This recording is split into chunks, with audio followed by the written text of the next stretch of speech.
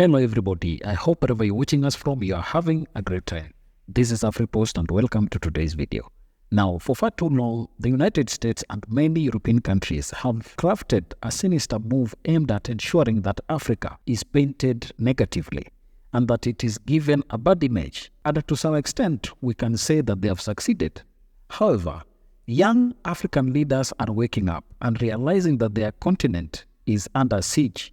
This is the move that many young people across the continent are taking and realizing that their continent is being taken advantage of, and Europe and the United States do not have anything positive to offer their countries. This is the thing that was done by one Ibrahim Traore, a young African leader, a trailblazer to young African leaders who may desire to really bring change to their countries. He is an embodiment of Thomas Sankara's spirit that desired that Africa remains free and gets total freedom and independence.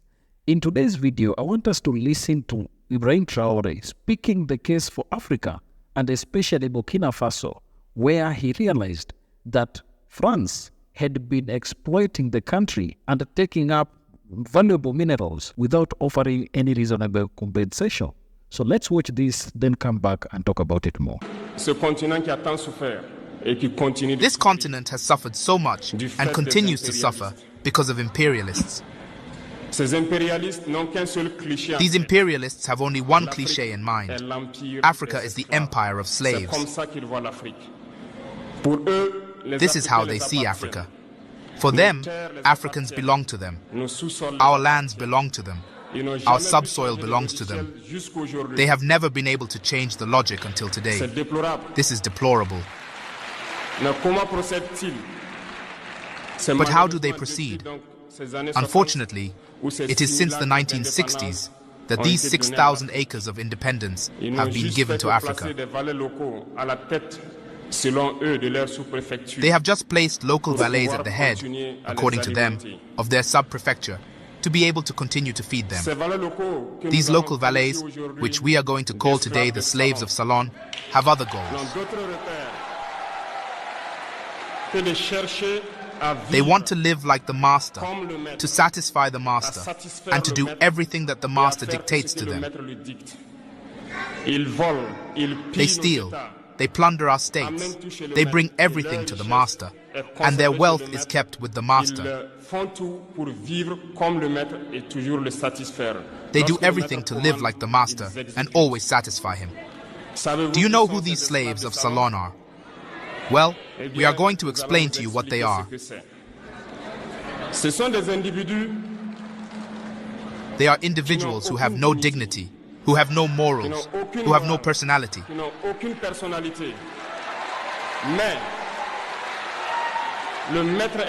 But the master slave has always known how to identify these individuals. They are always ready to betray their brother, to satisfy the master.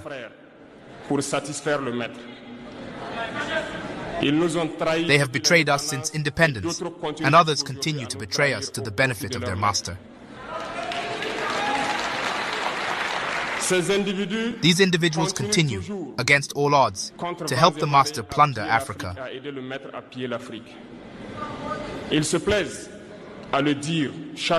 They like to say it every year. In their economic polls, Burkina is the poorest country, Mali is the poorest country, Niger is the poorest country. We are ranked among the last.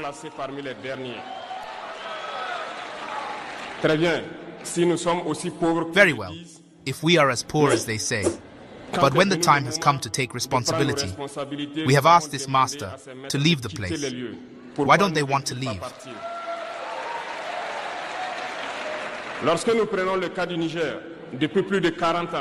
When we take the case of Niger, for more than 40 years, some countries have been exploiting uranium to produce energy at home. From Ottawa to Paris, the streets are illuminated. It is the light. But in Niger, it is the darkness that has served us.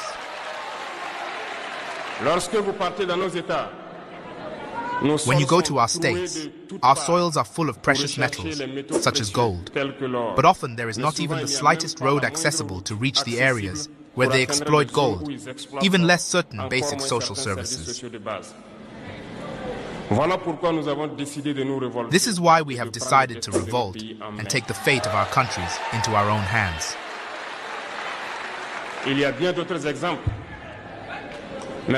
There are many other examples, but when we decided so, we were approached by some saloon slaves to pass on the message of their master.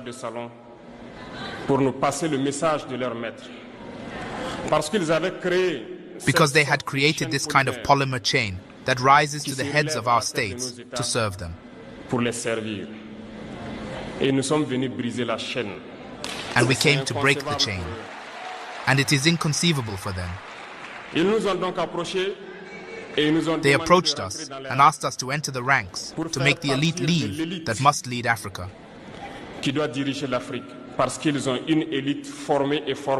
Because they have an elite formed and formatted that must follow, that is embedded in this chain. We refused to enter their ranks. And then the hostilities began.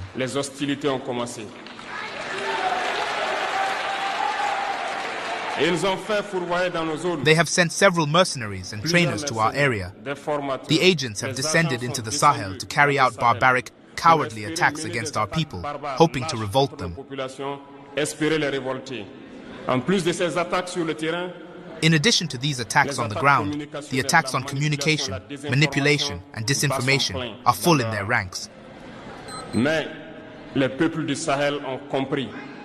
But the people of the Sahel have understood, and we will never be able to be manipulated again. They know where they come from, they know what they are doing, and they know where they are going.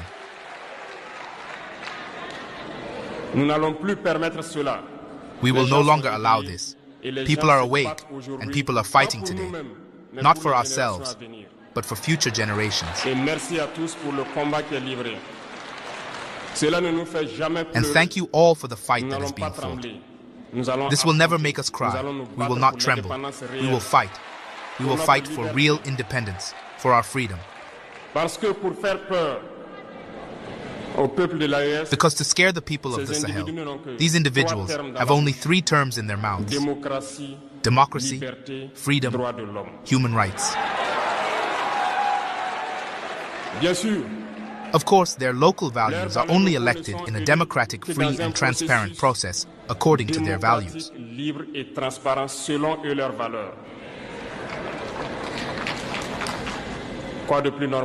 What is more normal, that we want to impose this on ourselves, because it is they who dictate the rules.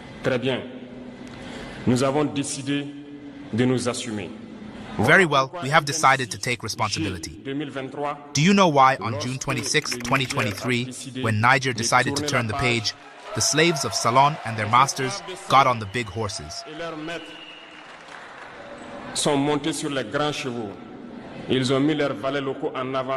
They put their local values forward and decided to wage a war against the Nigerian people. So we said, anyone who dares to take up arms against Niger will face us.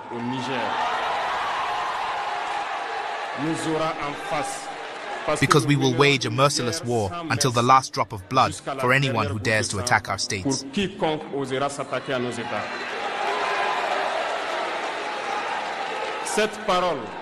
This word, this decision we made yesterday, is current today and will be current tomorrow and forever.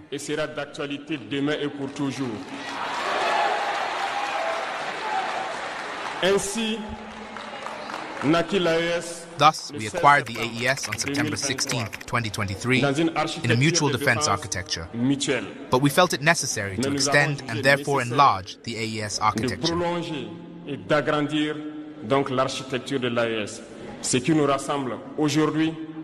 What brings us together today must allow us to go to other areas in addition to defense, including finance and economy, infrastructure, health, education. In short, I pass.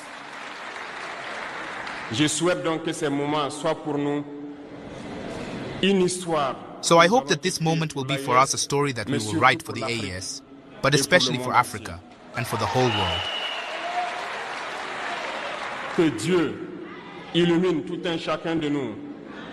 May God illuminate each and every one of us.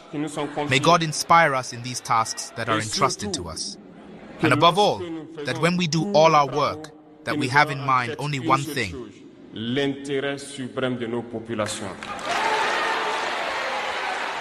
the supreme interest of our people. On this, we pray once again, good God, that He accompanies us all in our different tasks, that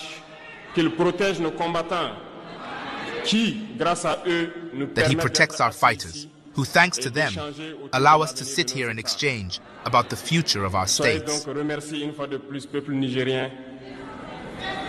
So be grateful once again, Nigerian people.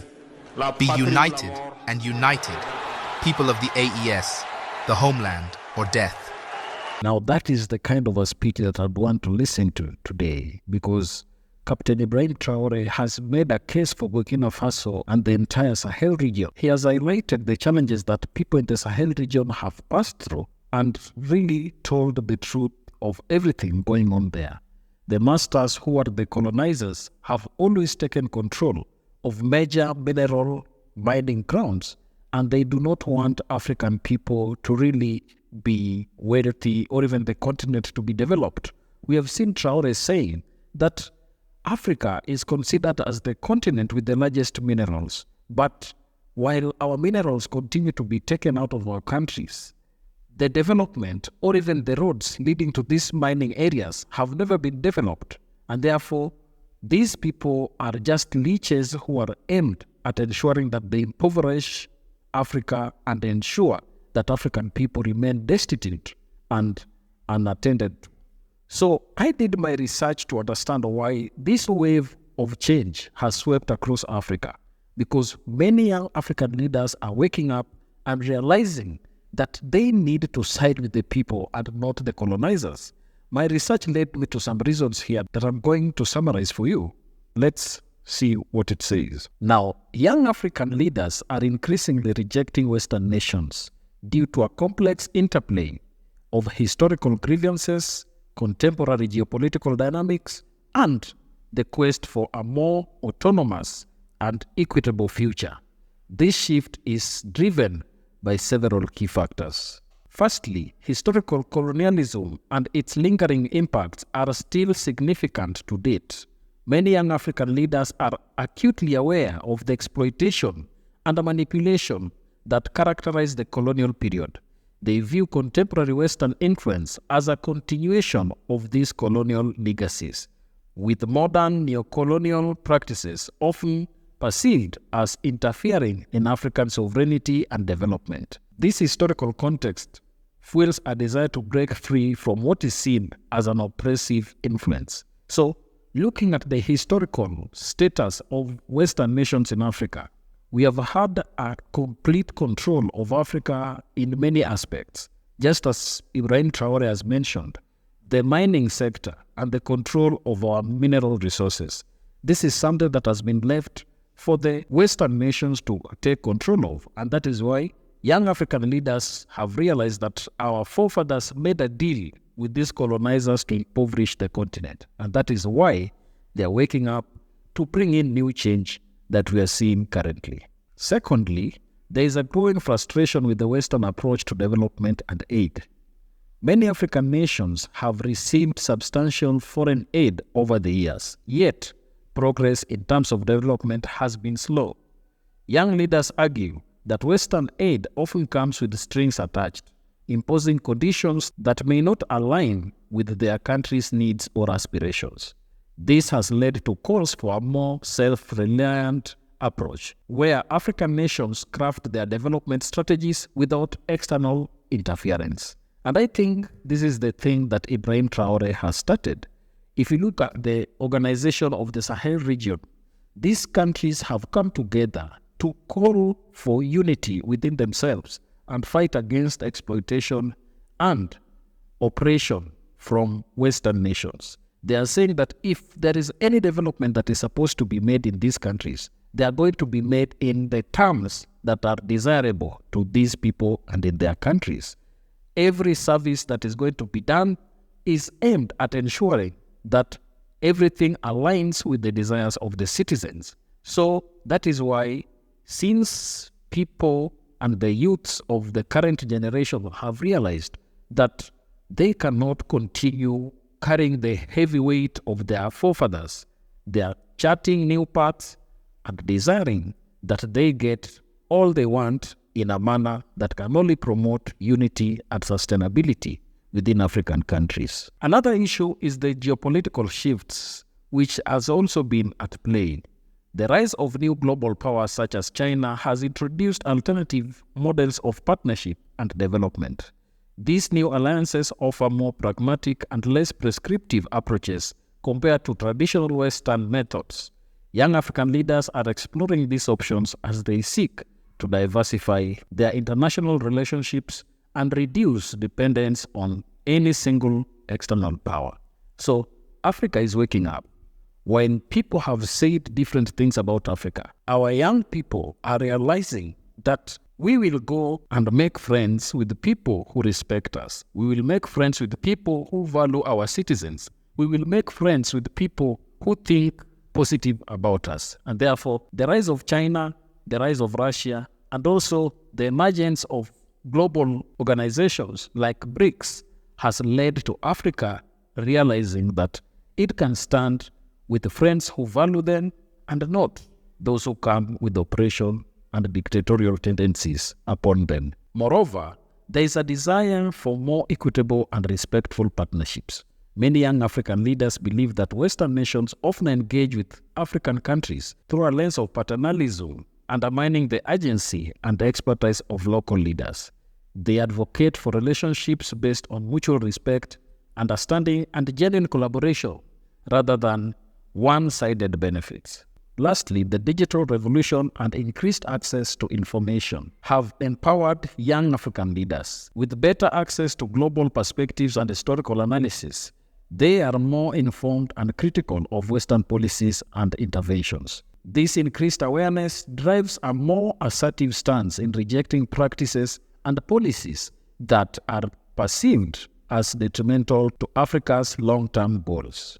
In summary, the rejection of Western nations by young African leaders is rooted in a combination of historical grievances, dissatisfaction with aid models, a desire for diversified international partnerships, and a push for a more equitable interaction and self-determination in Africa's global engagements. So this is really a positive thing that we must celebrate, because most African leaders are waking up to the realization that Africa is remaining behind. And if we do not change the path that we follow, we will end up being considered as failures. So from this analysis, we can conclude that Captain Ibrahim Traore is inserting positive change in the African continent. And this must be emulated by all leaders in the continent.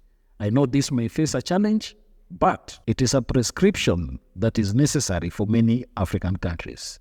That's the end of the video. If you like such kind of videos, please don't forget to subscribe to our channel, like this video, and also share. Thank you, and may the good Lord bless you.